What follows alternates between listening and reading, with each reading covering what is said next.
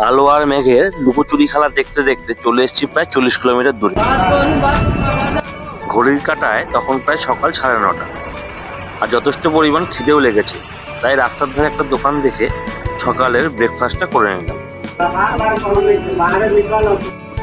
এর আগে আমরা যখনই ছত্তিশগড় বা উড়িষ্যায় ঘুরতে এসেছি, এই ধরনের হোটেলগুলো থেকেই খাবার দাবার খাওয়ার চিন্তা ভাবনা করতাম। এই জায়গার খাবার দাবারগুলো একদম টাটকা থাকে।